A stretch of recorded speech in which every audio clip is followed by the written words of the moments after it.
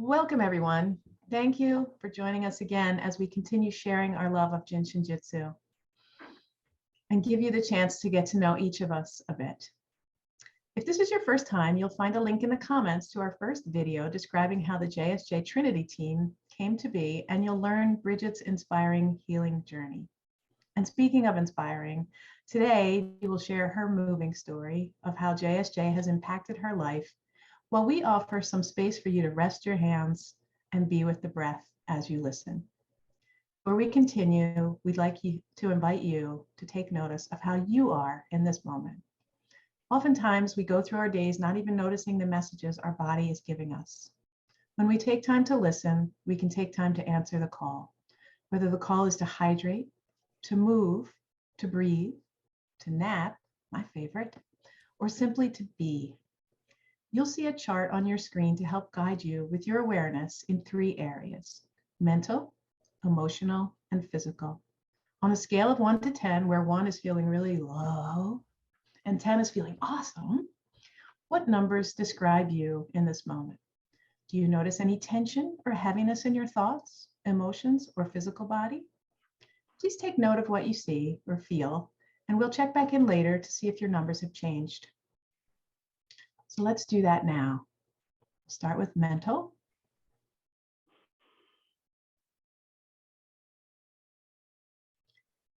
And now emotional.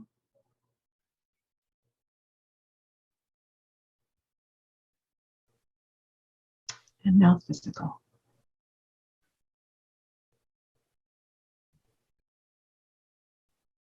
Bridget, before we turn it over to Jackie, would you offer suggestions on where to rest our hands today? Yes. So we're going to have Safety Energy Lock 12, which is located in the back of the neck.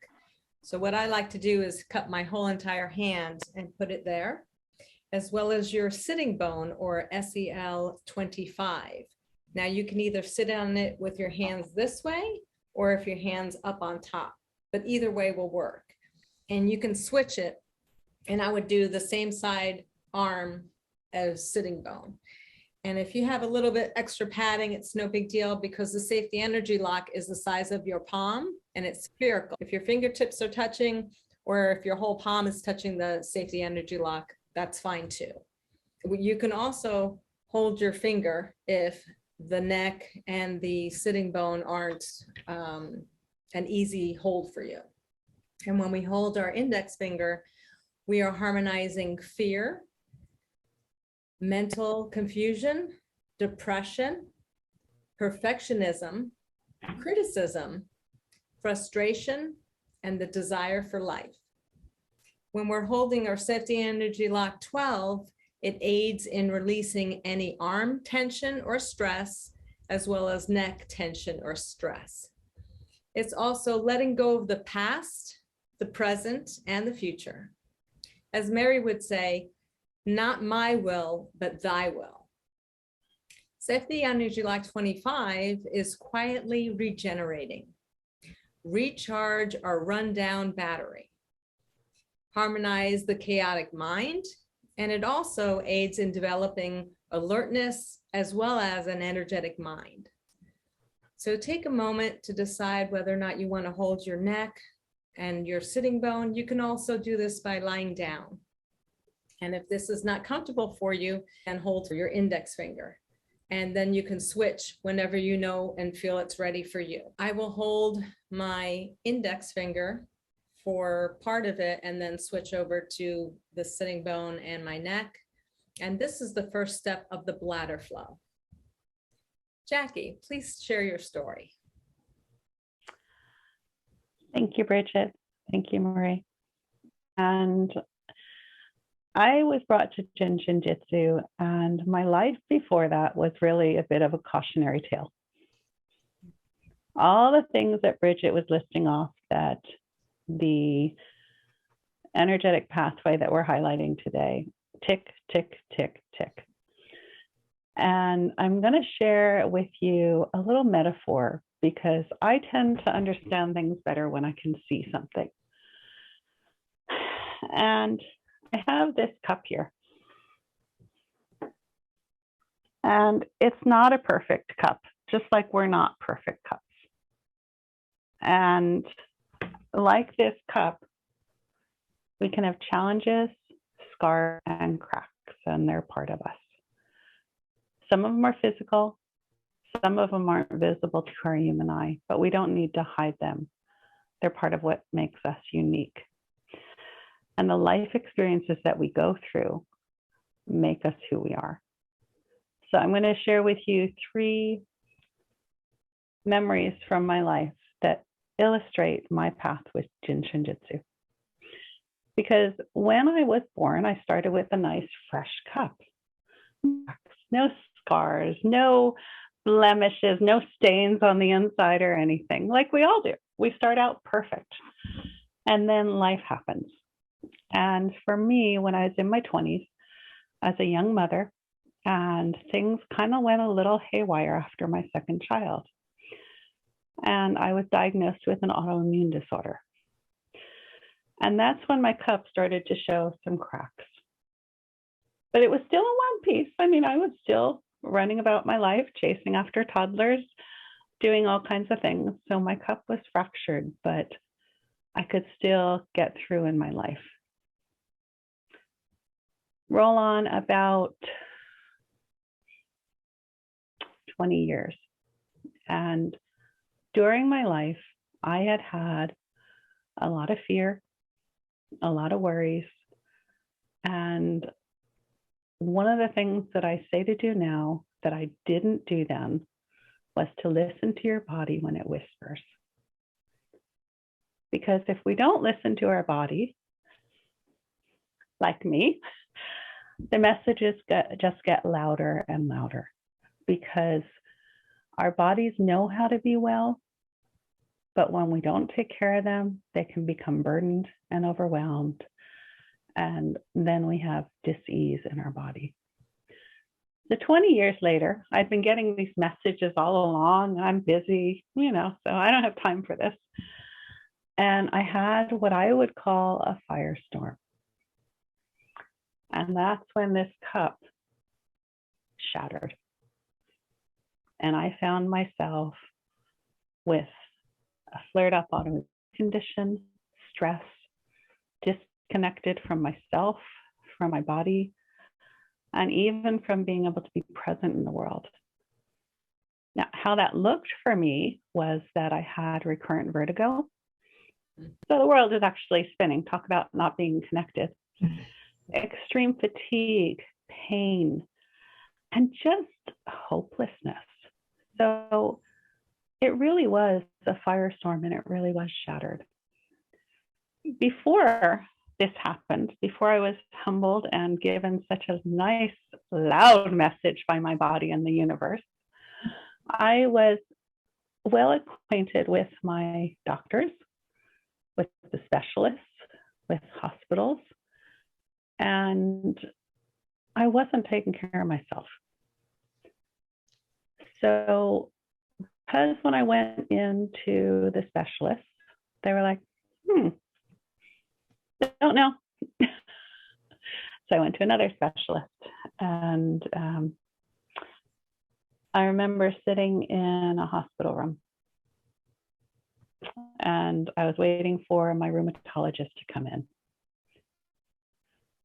because he had said, go in the hospital, we'll test you from every way possible, and we'll figure out what's going wrong. And it was one of those things where after 4 days and 4 nights of tests, I was sitting in the bed, feeling ever so hopeful that my consultant was going to come in and tell me, we can fix you. And when he came in, I looked up, because he's this really tall guy, and he wasn't smiling. And I took that to mean that I was doomed and life was over. Never dramatic or anything. But what happened was actually much worse, because as I was gripping the sheet under the blanket and my body was still so tense, my fears about an end of the world or a brilliant solution weren't founded. The guy broke into this big smile. And he's like, I have great news for you. The tests are all clear. You're fine. You can go home. And I said, thank you. And he went on to the next patient, and I heard him, But realizing that the answers weren't going to come from conventional medicine led me to explore complementary therapies. So it was really a desperation that gave me the gift of being willing to try all these weird things where something as simple as a touch can help you to heal. So I started with Jin Shin Jyutsu, studying and going for sessions, and a bit intense as I tend to be. And what I discovered was that Jin Shin Jyutsu is kind of like the gold and the glue that can help us put ourselves back together.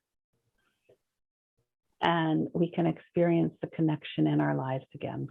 And it can be amazing.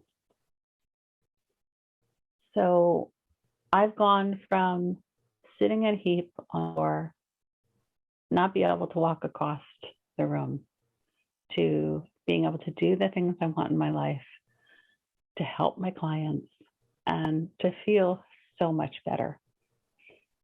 So my cautionary is to listen to your body when it whispers.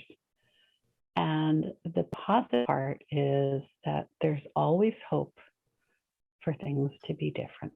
And that can happen in a moment, or if you're a bit stubborn like me, it can take a little longer. So that's just a little bit of my story. Thank you, Jackie.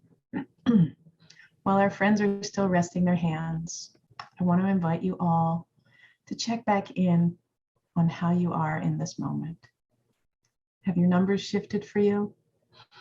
It did for me. Did you release any tension in the mind or body? Take notice of any changes that may have occurred. If you don't notice any changes, that's perfect too. It's just your body's way of letting you know that you have some homework to do. It's those whispers that Jackie referred to. So let's take a moment and we'll put the charts up again, and you can check your mental,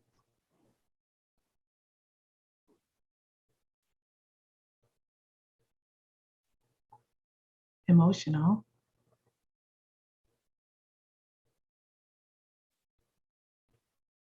and physical.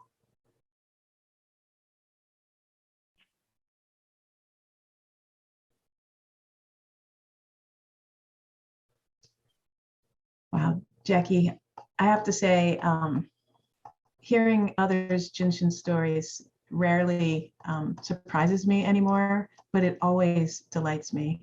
And I love this idea of the whispers and paying attention. Can you tell us, like, when you look back at the whispers that you might be aware of now that you weren't aware of then, do you see a connection in the relationship of the one big lesson, or was it many little lessons for you about maybe an attitude that you've experienced or something like that over your lifetime? Oh, I would never have any attitude, Marie. Sorry, of course not. The most pervasive thing that manifested everywhere in my life was fear. Fear of being present, fear of being in my body, fear of, can I handle what's going to go on in my life? And as I've strengthened my being and my body and my connection with the cosmic energy, I realized we don't have to fear. We are fine. Beautiful. And that's a lovely connection to the attitude of fear is related to to harmonize it. We hold the index finger, which is what Bridget invited us to do today. So a lovely connection. Thank you. Much nicer not to be in fear anymore. For sure. Yes, and I think you bring up a good point, listening to our bodies.